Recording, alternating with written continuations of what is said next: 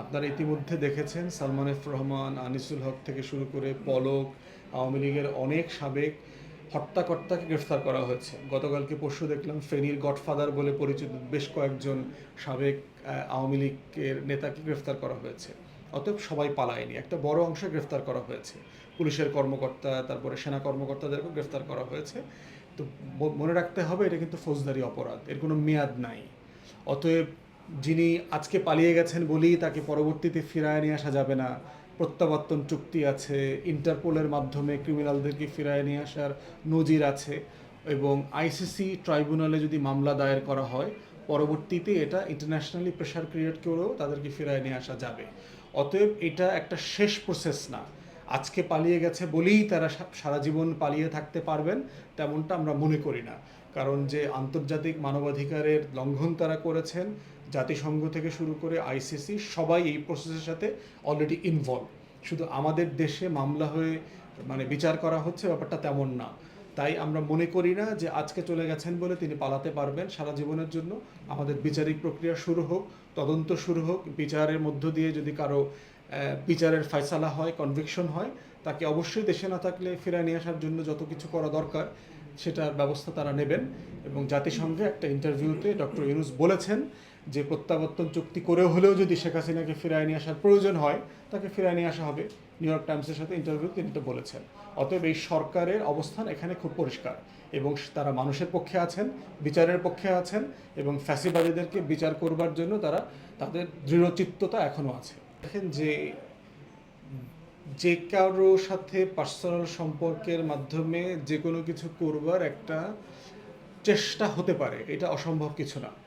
এবং আওয়ামী লীগের যারা যারা ফ্যাসিবাদী আন্দোলনে গণহত্যায় সামিল হয়েছেন, ফ্যাসিবাদের দুঃশাসন কায়েম করেছেন, এমন অনেক লোকদের সাথে বর্তমান উপদেষ্টা পরিষদের অনেকের সাথে ভালো সম্পর্ক থাকতে পারে, এটা আশ্চর্যের কোনো বিষয় না। সেক্ষেত্রে কেউ সাহায্য করছেন কিনা পালাতে, সেটা শুধুমাত্র তদন্তের মাধ্যমেই বের করা সম্ভব। এবং এক্ষেত্রে তদন্তের মাধ্যমে যদি এটা প্রতীয়মান হয় যে কোনো উপদেষ্টাও সাহায্য করেছেন, তাকেও বিচারের আওতায় আনতে হবে। কারণ এটা একটা ফৌজদারি অপরাধ। যিনি অপরাধ করেছেন, যার বিরুদ্ধে মামলা হয়েছে, যাকে দেশের বিচার এবং আইন খুঁজে বেড়াচ্ছে, তাকে পালাতে সাহায্য করাটা একটা অপরাধ। অতএব সে উপদেষ্টা যদি হনও অথবা গুরুত্বপূর্ণ আমলাও হয়ে থাকেন, যারা দায়িত্ব পালন করছেন তারা কেউই জবাবদিহিতার ঊর্ধ্বে থাকবেন বলে আমরা মনে করি না। কমিটি করা হয়েছে, এই 6টা কমিটিতে যাদেরকে আহ্বায়কের দায়িত্ব দেওয়া হয়েছে তারা এখনও প্রজ্ঞাপন হয় নাই এই কমিটিগুলোর ব্যাপারে, এবং অন্যান্য সদস্য নিয়োগ হয় নাই। এরই মধ্যে আমরা গতকালকে পরশু দেখলাম যে সরকারের তরফ থেকে বলা হয়েছে এই সংস্কার কমিটি নিয়ে তার রাজনৈতিক দলগুলোর সাথে সংলাপ করবে। সংলাপের যে কোনো প্রস্তাবনা আয়োজনকে আমরা বরাবরই স্বাগত জানাই। কারণ রাজনৈতিক দল, নাগরিক সমাজ, ছাত্র জনতা যারাই এই ফ্যাসিবাদ বিরোধী আন্দোলন করেছেন, তারা সবাই এই বর্তমান সরকারের স্টেক হোল্ডার, তারা অংশীদার, এবং আমরা সবাই এই সরকার সফল হোক সেটার শুভাকাঙ্ক্ষী। অতএব এই ধরনের যে কোনো সংলাপকে আমরা স্বাগত জানাই। একটা জিনিস মাথায় রাখতে হবে যে প্রজ্ঞাপনটা কেন হইল না। আপনারা কি সংলাপ করেই প্রজ্ঞাপনটা জারি করতে আগেই পারতেন কিনা? যে কমিটির প্রধান করেছেন, কমিটির প্রধান হবার ক্ষেত্রে আপনারা আগেই মতামত নেওয়া দরকার ছিল কিনা? তাহলে সময় বাঁচত কিনা? কারণ আপনারা বলেছিলেন যে 1 তারিখ থেকে কমিটি কাজ শুরু করবে।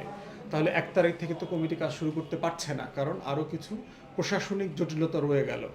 তো আমি মনে করি যে সংলাপের মাধ্যমে যত তাড়াতাড়ি সম্ভব যে কাজগুলো তারা শুরু করতে চান সেটা শুরু করার দরকার অবিলম্বে, এইটা আমরা আশা করছি। কোনো কোনো রাজনৈতিক দলের পক্ষ থেকে বারবার নির্বাচনের জন্য রোডম্যাপ দেওয়া হচ্ছে, এবং এটা নিয়ে আমার মনে হয় যে অনেক ভুল পারে যে রাজনৈতিক দলগুলো কি অস্থির হয়ে গেছে কিনা, তারা নির্বাচনের জন্য বেশি প্রেশার দিচ্ছে কিনা। আমার কাছে আমি এটা এরকমটা মনে করি না। আমরা মনে করি যে সবাই কিন্তু একটা কথা বলছে যে তারা এই সরকারের শুভাকাঙ্ক্ষী। সকল দলের নেতাকর্মীরা বলছে তারা চায় যে এই সরকার সফল হোক। সকল দলের নেতাকর্মীরা বলছে যে যৌক্তিক সংস্কারগুলো করার উদ্যোগ নেওয়া হোক। যৌক্তিক সময় পর্যন্ত তারা সবাই সময় দিতে রাজি আছে। অতএব এই বাস্তবতায় আমরা দেখতে চাই যে কিভাবে সরকার এই কাজগুলো এগিয়ে নিচ্ছে। তো সেক্ষেত্রে আমার মনে হয় যে নির্বাচনের আলাপটা থাকা দরকার, কারণ দিন শেষে নির্বাচন একটা দিতে হবে। বাট এটা কেউই বলছে না যে এটা 2 মাসে 3 মাসে দিয়ে তাড়াতাড়ি বিদায় হন, ব্যাপারটা তা না। তো আমার মনে হচ্ছে যে সংলাপের ধারাবাহিকতা যদি থাকে, প্রতি মাসে একবার দুইবার করে যদি রাজনৈতিক দলগুলোর সাথে অ্যাটলিস্ট বসা যায়, যেটা একদিনের ব্যাপার, একদিনে 5-7টা মিটিং করে ফেললে, কারণ বসার মতো রাজনৈতিক দল আসলে 4-5টাই আছে।